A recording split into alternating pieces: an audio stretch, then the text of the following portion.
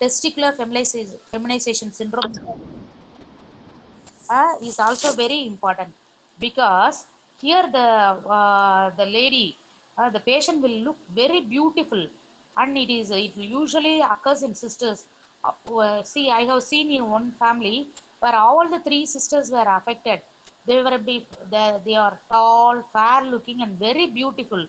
And here the secondary sexual characteristics, especially breast, will be well developed. Only the breast will be well developed, but pubic and axillary hair will be absent. But here in MRKH, both are uterus is absent, but pubic and axillary hairs will be normal.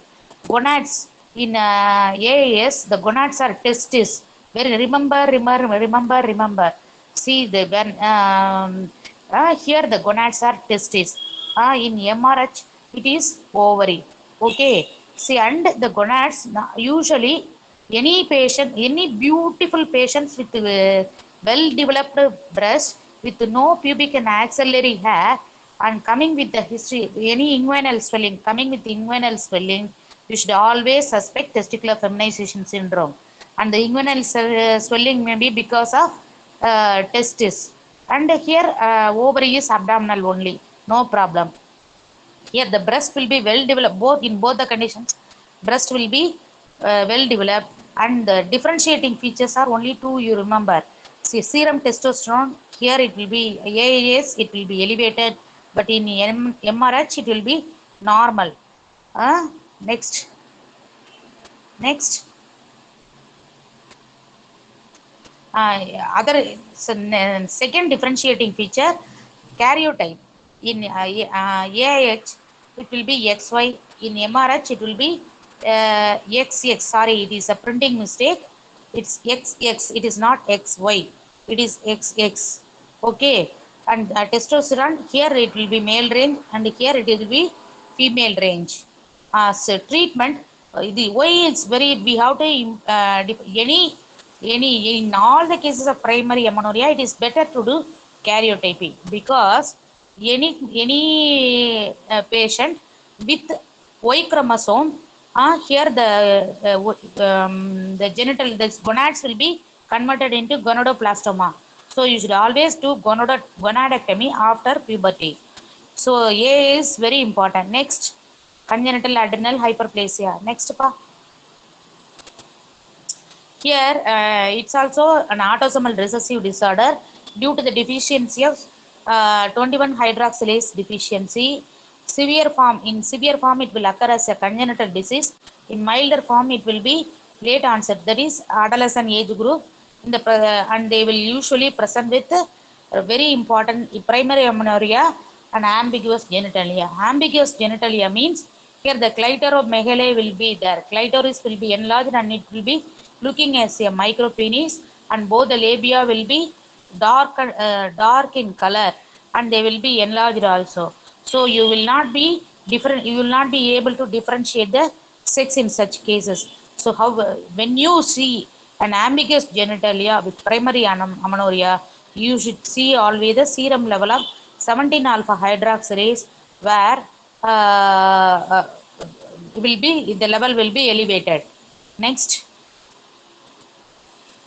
Next, pa. So, evaluation includes history taking, physical examination, imaging studies in the form of ultrasonogram and MRI. MRI is very good because it can easily identify the shaft tissue structures, and hormonal assay, which includes FSH, LH, prolactin, thyroid profile, as well as testosterone. See, in all the cases, it is better to do all the tests because there will be mixing of all the symptoms. So by doing all the investigation only, we can come to the conclusion. Karyotyping, and if we are nowadays laparoscopy is replaced by MRI. Nowadays we are not doing laparoscopy for all the cases of primary amenorrhea. Next. So in history taking, age very important because see in constitutional delay, after the age of 16 years they may be asking, so you should ask for the age to yes to say it is primary amenorrhea, and age of development of secondary sexual characteristics and rate and growth. When does the growth spurt occurs? You should ask for abdominal pain, because in cryptomenorrhea, where imperforate hymen, so the patient will complain of cyclical abdominal pain and also retention of urine. Anosmia is one of the symptom of Kallmann syndrome, where there is a primary amenorrhea with anosmia. And headache and visual defects are very common, especially in pituitary adenomas. And any childhood infections, mainly tuberculosis, will always may produce tubercular synechia as well as tubercular primary amenorrhea. Next, past history, there are so many, but these are the things you should always ask. Past history of tuberculosis, hypothyroidism, history of any surgery, abdominal or inguinal. See, for again, it has happened when I was doing my CRRI. Patient has come with the history of inguinal swelling. The PG took it as in the form of hernia, and she removed the gonads. After the HP report, it was found to be androgen insensitivity syndrome. So history of surgery you should always ask for, and history of radiotherapy and chemotherapy, because they will destroy the gonads. And family, see, nowadays, previously malignant tumors are not common, but now we are having so many cases of dysgerminoma, where the uterus, one ovary, and it is used, even though it is bilateral, for we will remove one ovary and give radiotherapy, so it will destroy the other ovary also. And family history, see, the androgen insensitivity syndrome, it's an autosomal, it's a recessive disorder, so successive, all the sisters will be affected. And history of in constitutional delay, there will be family history. The mother will be having, her daughters, one of the daughters will be having, and you should ask all these things. Drug history, especially steroids. Steroids or metoclopramide, they will also produce amenorrhea because of their action on the level of hypothalamus as well as pituitary hormones. Okay, next. See, physical examination, height. Short stature is a feature of Turner syndrome and pituitary dwarfism. Abnormally tall is in the primary ovarian failure. Premature ovarian failure, the individual will be very tall. Normal in hypogonadism and MRH as well as mosaic Turner. Turner's mosaic, here the ovaries will be functioning up to the age of 30 or something. So here they will be normal height. Next, and obesity is a feature of polycystic ovarian disease, hypothyroidism, and Cushing's disease, hypothalamic obesity. Abnormally very thin ladies, you should always suspect tuberculosis, whatever anorexia nervosa as well as tuberculosis. And Turner's stigma, all of you know. See, this small second lady is a feature of Turner's, where she is abnormally short. There is webbing of the neck, cubitus valgus deformity, widely spaced nipple, and the breast is shield like chest. Okay, these things, and on high arched palate will be there. And hirsutism is a feature of PCOS, Cushing syndrome, congenital adrenal hyperplasia, and ovarian neoplasm, especially that virilizing ovarian tumors, thecoma, luteoma, or virilizing ovarian tumors, they may produce hirsutism. Next, see, it's a feature of hirsutism. Okay, next.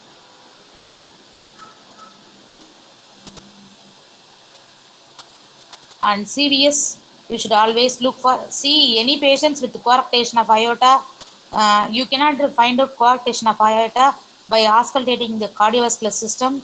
You have to check the, at least you should feel the pulse in both the arms.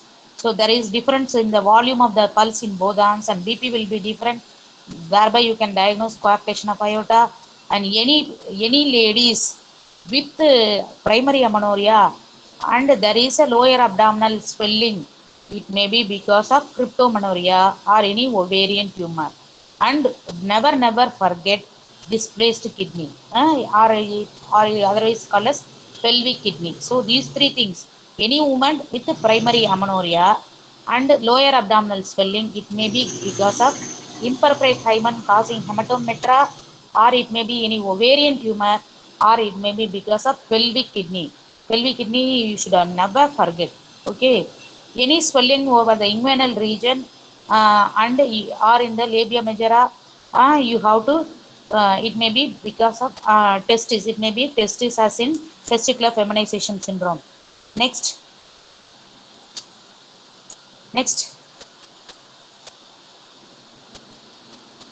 So this is one example for, this is very important. You should never miss the diagnosis. And it is always, it will be associated with some amount of hernia also. Bilateral inguinal swelling in androgen insensitivity syndrome, complete. CE means complete androgen insensitivity syndrome. Here testis is present in the labia in partial androgen insensitivity syndrome. Next. Breast examination is very important. Turner syndrome, all of you should know. So very poorly developed breast is seen in Turner syndrome, congenital adrenal hyperplasia, Cushing's, as well as partial androgen insensitivity syndrome. See, in androgen insensitivity syndrome is otherwise called as testicular feminization syndrome, where the woman will be tall, fair, and she will be very good looking with well developed breast. It is only in complete androgen insensitivity syndrome. In partial, you will have only poorly developed breast. Next.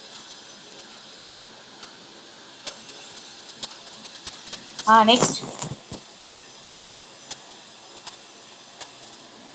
Pubic and axillary hair.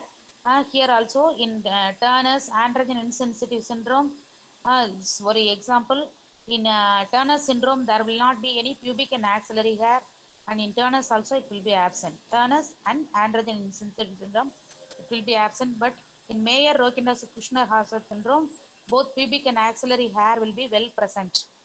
Next.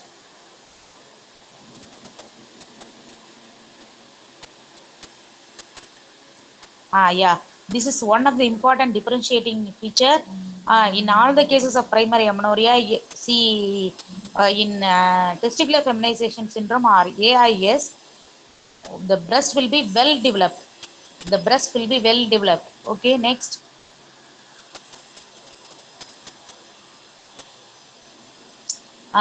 External genitalia is very important. Here, in first case is cryptomenorrhea or imperforate hymen. Here, the hymen will be there will not be any holes in the hymen, so all the menstrual blood will be collected in the vagina. Since the hymen is a very thin, transparent structure, the collected blood will give a bluish discoloration. Any bluish discoloration in the vulval outlet, it is a suspicion, it is diagnostic of cryptomenorrhea. Next, Rokitansky Kushner Hauser syndrome. Here there is absent vagina, so here that area vagina is very blind, so the depth will even one, it will not be even 1 inch. But in androgen insensitive syndrome, vagina is present and it is of about 1 to 2 inches. See, it is given here. Next. So causes of blind vagina. See here in MRH it will be seen as a dimple, but it will be present as a dimple only. In AIH it will be blind vagina, it will be present. And in transverse vaginal septum, here the vagina is present, it is fully present, but there is the collection of menstrual blood. In imperforate hymen also there is blind vagina. Next. So lab test, in any case, always suspect pregnancy and rule out pregnancy by serum BGHG or urine pregnancy test, and do the what are the hormone levels, primary hypothyroidism, TSH, and prolactin level, raised in pituitary adenomas, drugs and hypothyroidism and other tumors. In pituitary adenomas, it will be more than 100 units, but if it is drug induced or secondary to some causes, it will be less than, it is more than 25 and it is less than 100. In adenomas, it will be more than 100. Serum FSH and LH, okay, so normal values, it will be between 5 to 10. If it is less than 5, it is hypogonadism. If it is more than 5, 10, it is hypergonadism. Especially in hypergonadism, it will be more than 30 to 35. Testosterone and dehydroepiandrosterone, these are raised in PCOS, ovarian and adrenal neoplasms, congenital adrenal hyperplasia, and Cushing syndrome. Next, USG is a must. It is a non-invasive test, so you have to look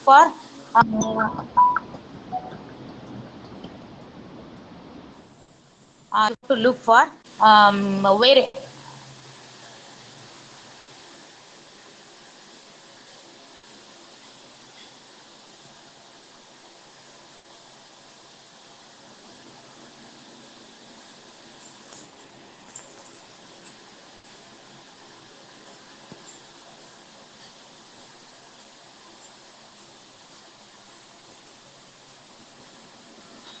Mm. Ultrasonogram, you should always look for uterus, uterus, vagina and ovaries. You should always look for. It is diagnostic of cryptomenorrhea, where there is hematometra, hematocolpus and hematosalpinx also. And MRI will give a clear picture of any soft tissue swelling as well as adenomas. And karyotyping is a must in all the cases of primary amenorrhea, because 46XX is Mayer-Kushner-Hase syndrome, 46XY androgen insensitivity syndrome, 45X0 in Turner syndrome. In gonadal dysgenesis, it may be 46XX or 46XY. If 46XY is Swyer syndrome. So diagnostic laparoscopy, especially when we suspect Mullerian anomalies, Mullerian agenesis, we can see strict gonads in Turner syndrome, and in androgen insensitivity syndrome, we can visualize the testis in the parietal wall. Okay, it also gives the diagnosis of pelvic tuberculosis. Hysteroscopy, especially when there is tubercular synechiae. Next, Asherman syndrome. Next, next, next, ma. So, see, treatment of primary amenorrhea, there are certain principles. So, to the girl should live in a healthy condition. First thing is our option is healthy situation for the healthy condition for the patient. Second, development of secondary sexual characteristics. Third is restoration of genital tract function. And if the sex is not determined, it is very important to determine the sex for any cases, all the cases of primary amenorrhea. Next. So Turner syndrome management, this is very important. So you should always remember this. For secondary sexual characteristics, for development of secondary sexual characteristics, you have to supplement the patient with estrogen. It should be started at about the age of 8 to 10 years of age. Then by 12 to 14 years, we have to give establish the menstrual function. So you have to supplement estrogen and progesterone. And coital function, usually no problem. And pregnancy, since there is a normal ovary, ovary will be present. In mosaic, it will be normal, but in Turner syndrome, so ovary, there will not be any oocyte. So she can conceive with donor oocyte, and you can implant in the ovary. Next. Okay. In it's a repetition. Next slide.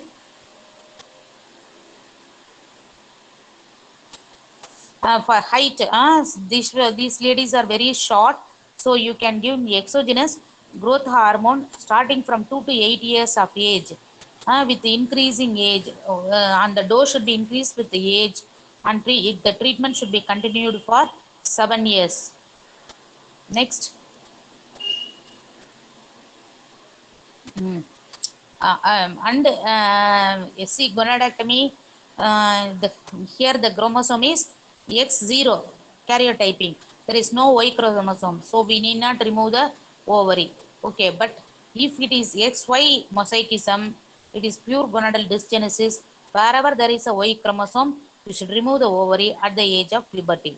Okay, periodical medical examination, because they are prone for cardiac anomalies and renal anomalies and endocrine problems like hypothyroidism and hyperprolactinemia. So we have to follow the patients, and they have to manage. Next, and next is androgen insensitivity syndrome. This is very very important. We have to diagnose this case. Most of them are beautiful females, and they will be reared as female only, and reproduction is not possible anyway, whatever it may be, because there will be absent uterus, and the vagina is also blind, and the gonads are testis, but coital function is, and they are very good looking, and so, and vagina is present, coital function is possible, but for the growth of the breast and also other thing, they have to be breast development. The gonad should be left up to the age of puberty, after which they have to be removed. Then we have to substitute with the estrogen hormone replacement therapy with estrogen till the age of 50 years. Next. This is very very important. Mayer Rokitansky Kushner Hauser syndrome. Before planning for any surgery, these women, they don't have uterus, they don't have vagina. The vagina will appear as a dimple, but the ovaries will be normal. So here we have to, before planning for any surgery, we should look for other cardiac anomalies as well as renal anomalies, and okay, and vaginoplasty. Ayyo.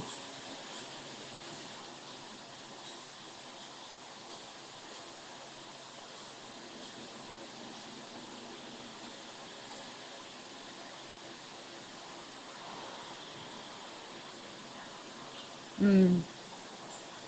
They can, we can suggest previous slide. Previous, yeah, vaginoplasty is the treatment for coital activity. Reproduction is only because there is no uterus, so reproduction is only by surrogacy. Menstruation is not possible nowadays. It's a new hope for them is uterine transplant. Next. Next. Vaginoplasty. This is not important for you.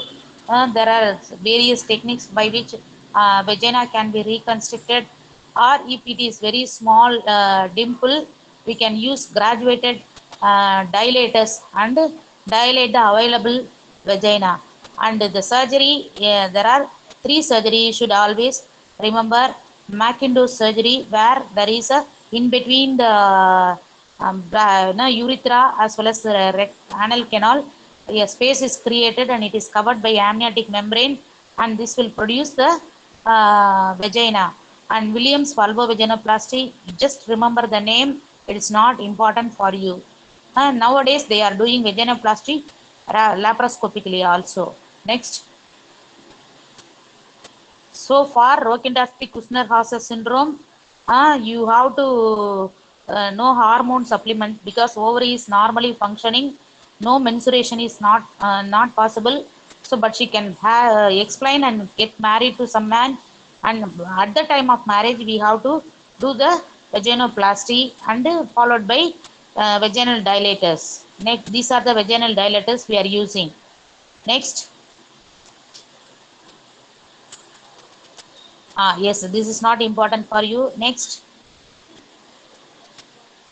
Next.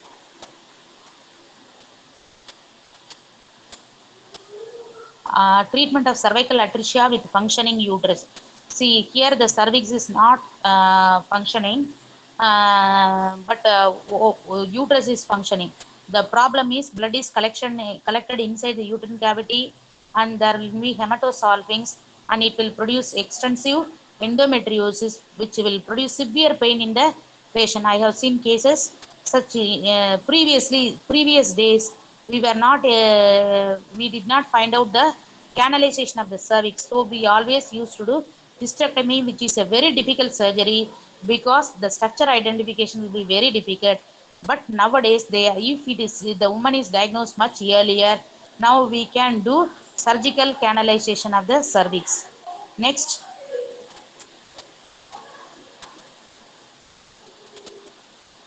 Hmm. So this is also not important for you, but just have a knowledge about it. Next. Hmm. Yes, this is very important. See, why it is important? Uh, because cryptomenorrhea is a constant question asked in your exams. So you have to. It is a condition where there is imperforate hymen. So the woman will always come with the history of. They will come at the age of 15 or 16 years. The commonest complaint is primary amenorrhea and cyclical. This is very important. Cyclical lower abdominal pain. In advanced cases, they may have retention of urine also. Retention of urine. So how will you diagnose the condition? Clinical examination. In the suprapubic region, there may be a mass, which may be because of hematometra, or it may be because of a retention of urine. Distended bladder will also produce swelling.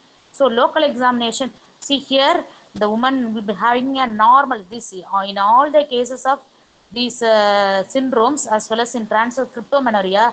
First thing you should write is phenotypically. She is a female. Genotype is also female, 46XX. Next, secondary sexual characteristics you have to write. Breast will be normally developed, and pubic and axillary hair will be normally developed.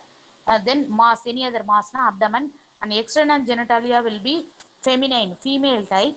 Here in the vulval region, there will be bluish discoloration because of the imperforate hymen. There is bluish discoloration of the bluish bulge.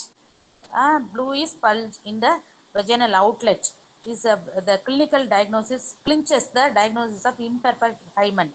But in transverse vaginal septum, you will not be seen. There will be collection of blood in the vagina, but the vaginal septum will be at the junction of the upper one third and middle one third of the vagina. So it will be high up, and the septum will be very thick. So you cannot see the discoloration. It will be pearly white. நல்லா முத்து மாதிரி ஒரு white கலர்ல தான் வந்து present ஆயிருக்கும். So this is very important because imperforate hymen, you have to do hymenotomy. That is, you have to put a cruciate incision in the hymen. In transverse vaginal septum, you have to excise the septum. So in we are not able to identify this.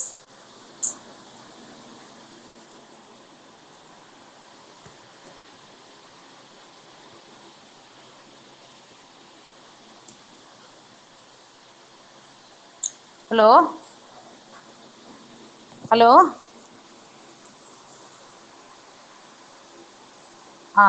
Okay, if you are not able to identify and you put an incision, cruciate incision over the vaginal septum, you will be held up because it is known for recurrence and it will produce subsequent complication. In CAH, glucocorticoid identification is very, very important. Glucocorticoids will reverse the life of the patient, and you have to do clitoromegaly will be there. So you have to cut short it. It is called as clitoroplasty, and the labia majora and everything will be enlarged. So you have to do vaginoplasty also. Next.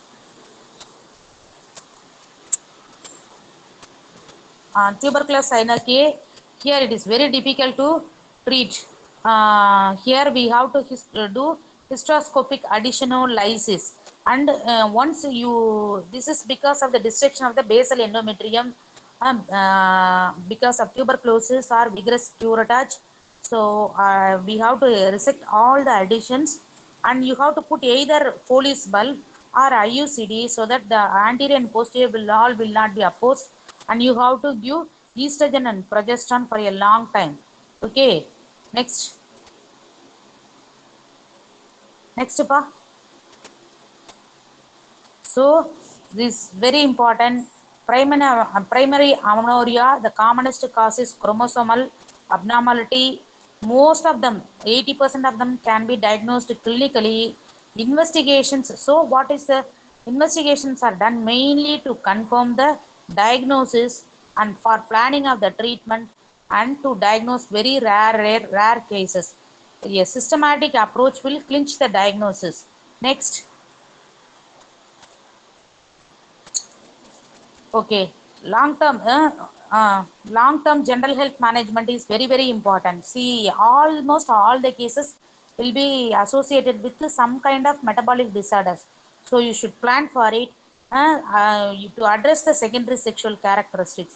So you have to, in some conditions when the gonad is XY, you should define the secondary male pattern வேணுமா female pattern வேணுமா அப்படிங்கிறது decide பண்ணிக்கணும். Restoration of menstrual function, coital function and reproductive function in selected cases very important.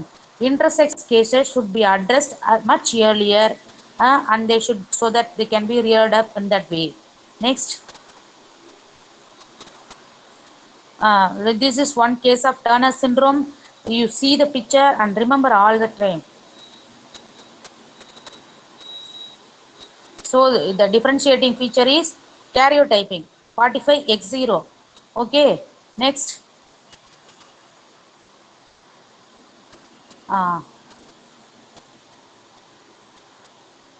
So this is breast is well developed and there is an inguinal swelling.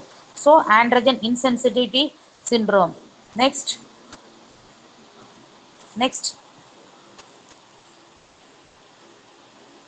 Here she is feminine.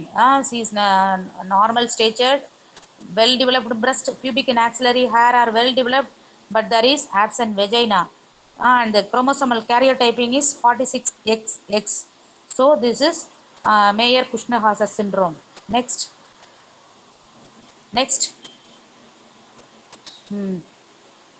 Here this patient is having hirsutism and hoarseness of voice, breasts are not developed and clitoromegaly with fusion of labia, labial fusion.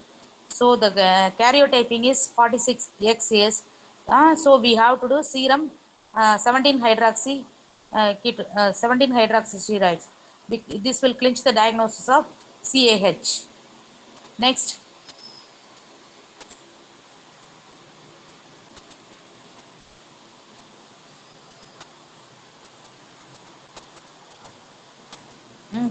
This is also it is constitutional delay. Okay, everything is normal on withdrawal bleeding is present following estrogen progesterone therapy. This is constitutional delay. Next.